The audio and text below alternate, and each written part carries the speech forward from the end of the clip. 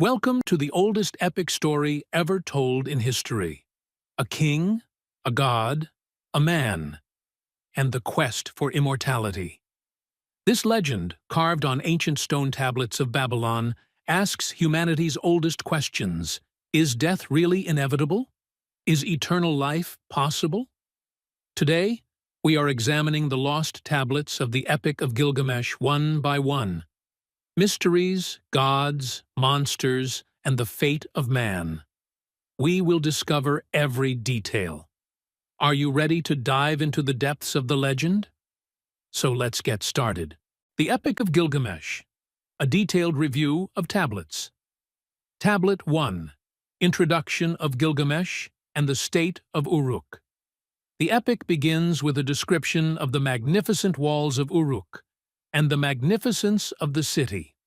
Gilgamesh is a semi-divine figure as the son of the goddess Ninsun. His physical strength and courage are extraordinary, but this power is reflected in the form of oppression and pain to his people. Gilgamesh's forced labor of young men and his lack of boundaries in his relationships with women leaves the people helpless. This situation initiates the epic's central conflict: Gilgamesh's arrogant nature and his relationship with the gods. In response to the people's pleas, the goddess Uruk kneads the soil and creates Enkidu. Enkidu is a wild man, long-haired, living with animals, and ignorant of civilization. His creation is a divine intervention to balance Gilgamesh. The tablet emphasizes the contrast between nature and civilization with Enkidu's wild life. In this section, Gilgamesh's dreams also draw attention. His mother Ninsun interprets these dreams and heralds Enkidu's future. Dreams have an important place as prophecy in Mesopotamian culture. Tablet 2, Enkidu's civilization and the beginning of friendship. Enkidu's transition from the wilderness to civilization begins when a hunter notices him. When the hunter sees Enkidu saving animals from the hunt, he is frightened and asks his father for help. His father suggests the temple priestess Shamhat.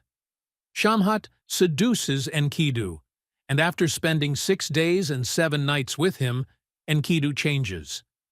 The animals run away from him because he has become human. This is an important motif in which sexuality and the female figure are seen as a civilizing force. Enkidu arrives in Uruk and meets Gilgamesh. The two wrestle while trying to prevent Gilgamesh from exercising the right of a bride to have the first night. This struggle is not a physical test, but rather the meeting of two equal souls. At the end of the wrestling match, they respect each other and their friendship begins. Gilgamesh invites Enkidu to an adventure in the Cedar Forest. Although Enkidu hesitates at first, he submits to Gilgamesh's leadership. This tablet establishes the central role of friendship in the epic. Tablet 3, Journey to the Cedar Forest. Gilgamesh devises a plan to kill the god Humbaba and seize the resources of the Cedar Forest. This decision stems from both his desire for heroism and his desire to increase the wealth of Uruk. However, this can be seen as an encroachment on the sacred space of the gods. Gilgamesh asks his mother Ninsun for Jufu. Ninsun adopts Enkidu and asks the god Shamash to protect her son. During the journey, Gilgamesh has frightening dreams: mountains collapsing, storms, and wild creatures. Enkidu interprets these dreams positively and encourages Gilgamesh. This section highlights Gilgamesh's human side, fear and doubt, and Enkidu's supporting role. When they arrive at the Cedar Forest, they are met with the majesty of nature and the threat of Humbaba. Tablet 4, Battle with Humbaba. Humbaba is the fearsome guardian of the Cedar Forest. Fire comes out of his mouth. His voice is like a storm. Gilgamesh and Enkidu defeat him with the help of the god Shamash, who weakens Humbaba by sending winds. Humbaba pleads with Gilgamesh to spare his life, But Enkidu sternly warns Gilgamesh, "Have no mercy, or the gods will punish us." Humbaba is killed and beheaded. This victory enhances Gilgamesh's heroic reputation, but angers the god Enlil, because Humbaba is his servant. The felling of the cedar trees can also be read as a crime against nature. This tablet questions the consequences of man's desire to conquer nature. Tablet 5. Ishtar's Fury and the Bull of Heaven. Returning to Uruk, Gilgamesh boasts of his victory. The goddess Ishtar is impressed by his strength and beauty and proposes to him. However, Gilgamesh harshly rejects Ishtar, accusing her of being untrustworthy by reminding her of the tragic endings of her past lovers, such as Dumuzi. This refusal ignites Ishtar's anger. Ishtar asks her father Anu for the Bull of Heaven and threatens to destroy Uruk. Anu releases the bull. The bull brings drought and destruction, killing hundreds of people. Gilgamesh and Enkidu unite once more and kill the bull.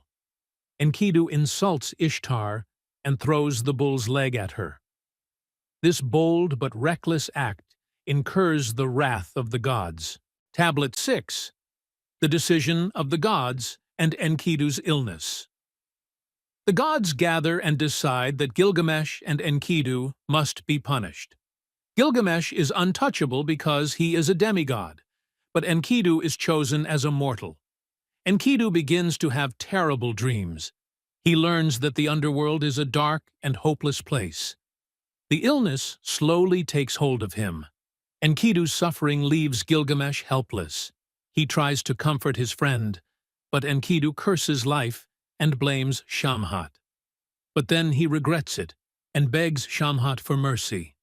This tablet strikingly illustrates the inevitability of death and the fragility of friendship. Tablet 7. Enkidu's Death and Gilgamesh's Mourning. Enkidu's death occurs, and Gilgamesh is deeply saddened.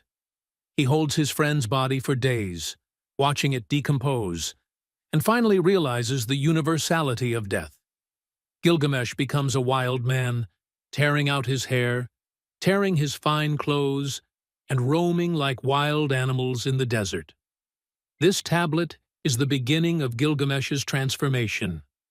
He turns from heroism to understanding the helplessness of humanity. Tablet 8-9. The Quest for Immortality and the Journey. Gilgamesh decides to find Utnapishtim to defeat death. He embarks on a dangerous journey. He passes through dark mountains, fights lions, and encounters the scorpion men. These creatures tell him that the end of the road is death, but Gilgamesh does not give up.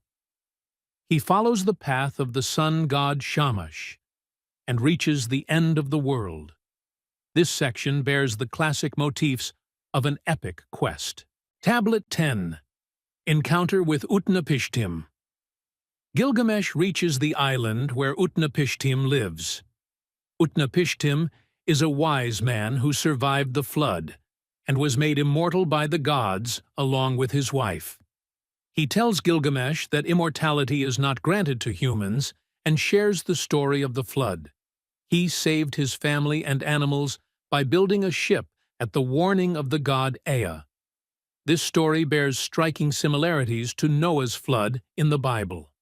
Utnapishtim gives Gilgamesh a test. If he stays awake for 7 days, he can learn the secret of immortality. Gilgamesh falls asleep, proving the weakness of human nature. However, Utnapishtim's wife takes pity on Gilgamesh and tells him about the plant of youth at the bottom of the sea. Tablet 11. The Plant of Youth and its Loss. Gilgamesh dives into the sea to find the plant and succeeds. However, while bathing in a lake on his way back to Uruk, a snake steals the plant.